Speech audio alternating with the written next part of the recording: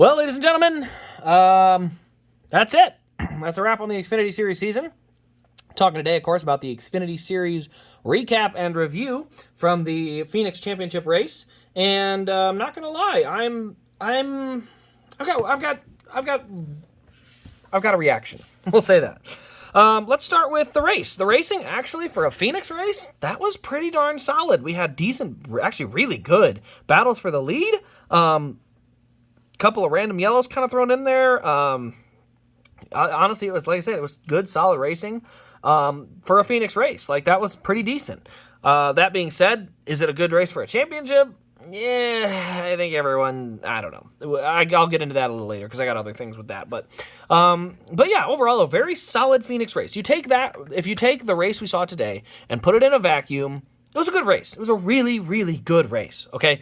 Take that race, pull it out of the vacuum, and put it in the context to where we're at today, and I've got a lot of things to say. But that being said, as you can see here, Ty Gibbs, car, which means probably one thing. Ty Gibbs wins the championship, wins the race, went out there. I mean, if we're honest, we're lucky it wasn't a 5-second lead. Like, his car was far and away the best car almost all day. Longer runs, it would sometimes start to struggle a little bit, but his car was just it was head and shoulders above the rest. Once the traction compound started to work, then you'd see the JRM car start to make up some ground, but otherwise it was just the 54 around the bottom, and nobody, that was the only thing. That was the only one, you couldn't catch him. If it was just around the bottom, 54 would run away with it. So yeah, went out and ran away with it. Noah Gragson put on a good charge late, wasn't able to quite get there.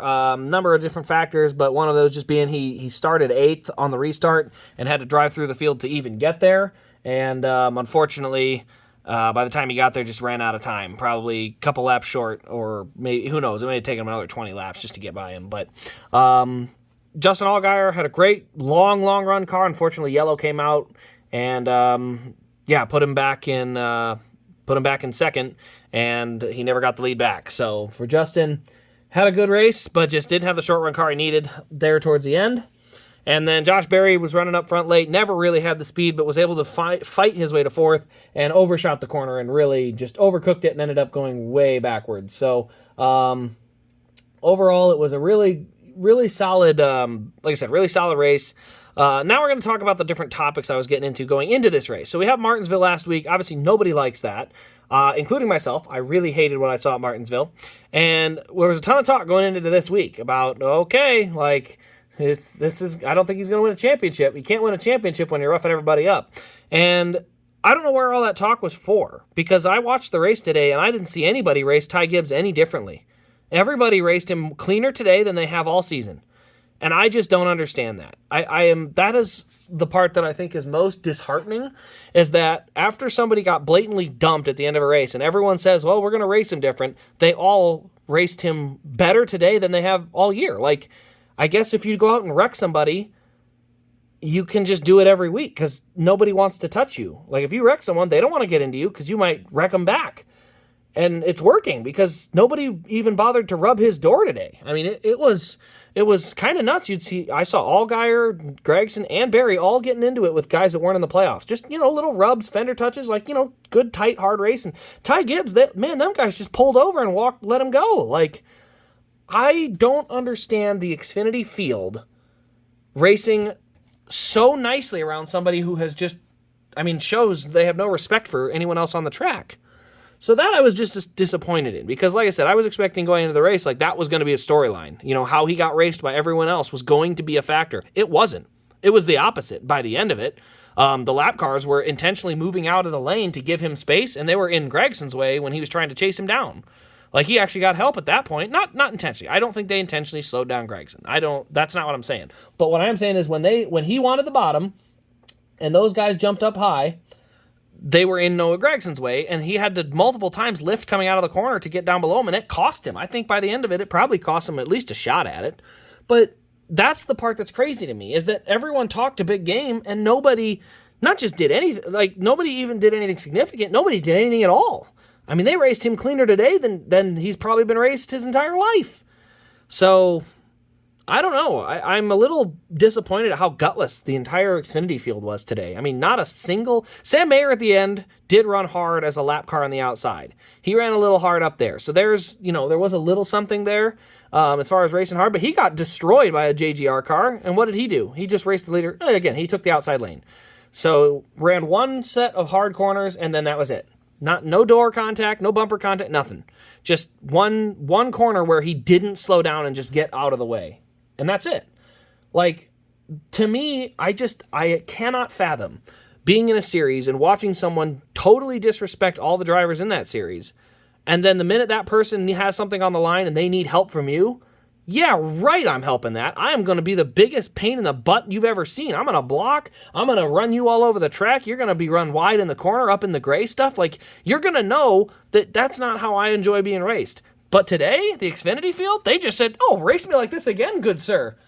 I would never want to get in your way. I mean, you want to talk about silver spoon? They handed it on a silver platter. So I definitely like a big thumbs down on all the talk and no action. Like, if you want to talk a big game, back it up. Because what I was so frustrated with was the fact that I thought it was a legit factor today was going to be, how did you race people all season long? Who's going to cut you a break after how you race people? And it didn't matter, because it seems like everybody was so scared to touch him, they just pulled over and let him go in every situation. I mean, obviously, I'm not referring to Noah Gragson and Justin Allgaier battling for the lead with him. Like, that's not what I'm referring to. But every other car on the racetrack, the cars that we said, hey, look, watch out for this, like, he's gotten into them, and no, not one of them did a thing. The 39, the 19, any car that has been wrecked by him all year did nothing. Even Noah at the end. I mean, he never really got close enough to battle for the lead with him, but at no point did anybody, even from Junior Motorsports, racing hard for position, run him up into the gray. They gave him as much room as you could ask for. They raced him as clean as they've ever raced. I mean, frankly, the Junior Motorsports cars raced each other harder than they raced Gibbs. And like I said, I don't know. That is the part that is just frustrating. You get to the end of the season, you're like, really, guys? You talk a big game and do nothing? I mean, Denny Hamlin, I'm in the same boat with him. All season long, I'm going to get Chastain, I'm going to get him. Well, guess what? You're not even at Phoenix, and you can't touch him tomorrow, or you're going to be sitting out the Daytona 500. Like, if you think that NASCAR is going to let him breathe in the same direction as Chastain tomorrow, you got another thing coming. If he even just makes a little door contact tomorrow, he's going to the back, and he might be parked for it. Like, it's too late. Denny Hamlin, you're all bark, no bite. Same problem there. So I don't know. I'm definitely thumbs down.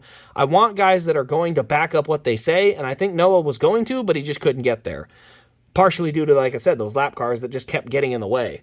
So yeah, that's a big thumbs down there. But the thumbs up, like I said, Ty Gibbs was head and shoulders the best car today. I mean, I think he went out and set the pole by over 0.3 of a second over his teammate. Like, the Gibbs cars were just flat out ridiculous heading into the race. Because I saw qualifying today, and I knew, I was like, oh, crap, we're in some trouble here. Okay, maybe not 0.3. He was 0.3 faster than Noah? No, only 1.5. 0.2. So he's 0.2 faster than Noah. He was 0.3 faster than, I believe, Barry.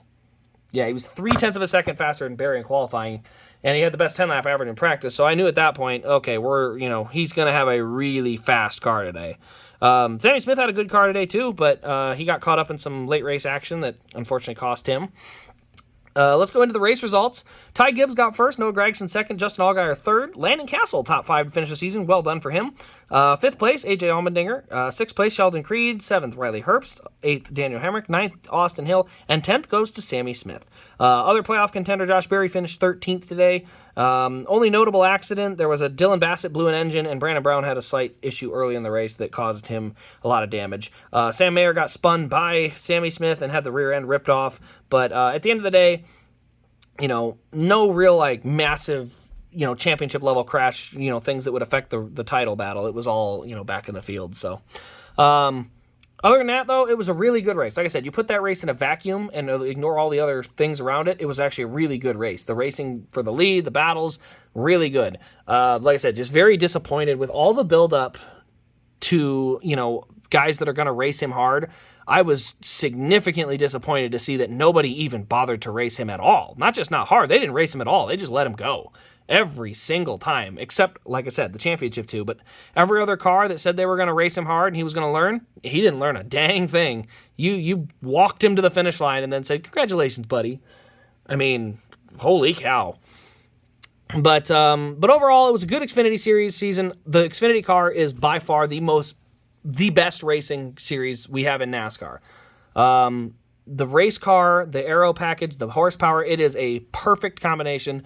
And the Xfinity cars are flat out the best cars to watch race on a weekly basis. They just are.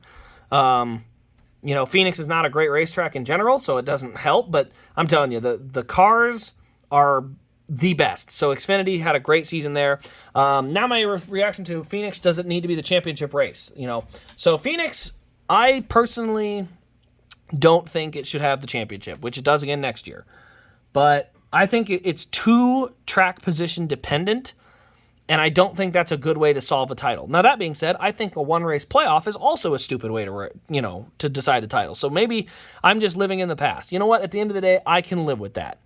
Someone says I'm outdated. I can live with that because I watched Brad Sweet win his 4th straight title tonight over in North Carolina. He won his 4th title in a row in the World of Outlaw Series, and at the end of the day, I still saw a bunch of fans in the stands. I still tuned in to watch.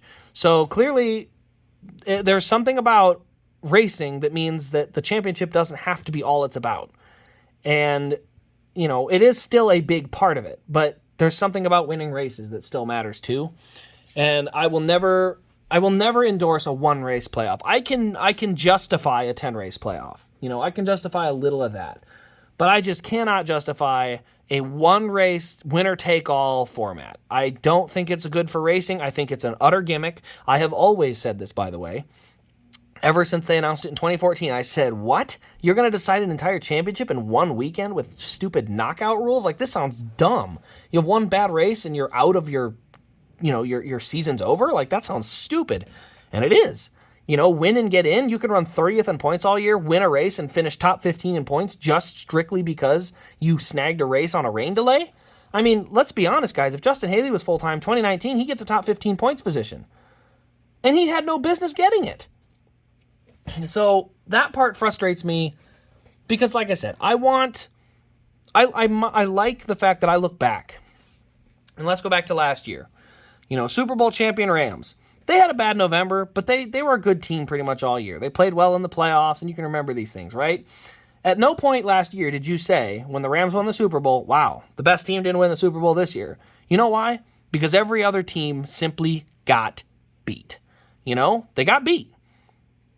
The problem I have with it is in NASCAR, you can't say that because you get beat all the time. Most of the time playoff teams win their games 2-1. They win 2 games for every game they lose. In NASCAR, if you're good, you lose 10 races to every race you win. If you're good. So, actually, it's probably more than that, honestly. But you lose 10-1. So your chances of losing when it really counts are really, really high.